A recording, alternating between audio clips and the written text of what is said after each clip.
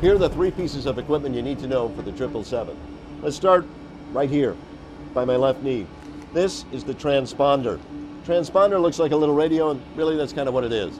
It sends out a signal that is picked up by the radio operator on the ground. It tells them who we are, which way we're headed, altitude, things like that. Basic stuff they need to know to fit us into the air traffic system. About 45 minutes into Flight 370, this stopped working. We're not sure why. Was it accident or deliberately disabled? Unknown.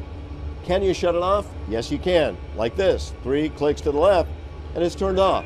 Doesn't mean we're invisible to radar. We're still there. They just don't know who we are.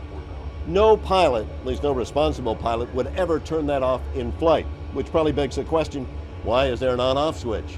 The answer is, when you landed and are at the gate, the radar operator doesn't need to know that, so you shut it off. Let's talk about the ACARS system. I had to write this down. ACARS actually stands for Aircraft Communications Addressing and Reporting System. You can access that via this screen here.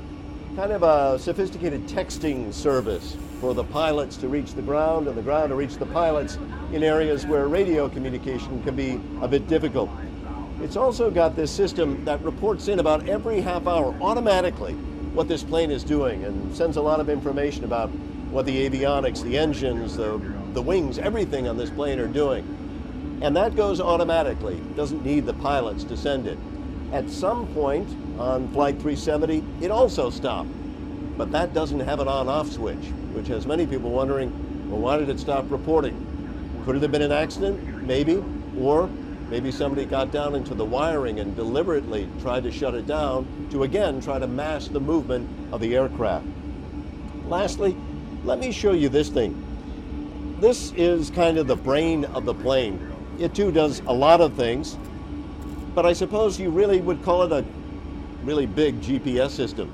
And just like the one in your car, you would program it before you went anywhere. In this case, you program it to go from Kuala Lumpur to Beijing, which this flight was doing. And every sort of aspect in that flight is logged on this computer screen. Could you change it once you're in flight? Yeah, you could.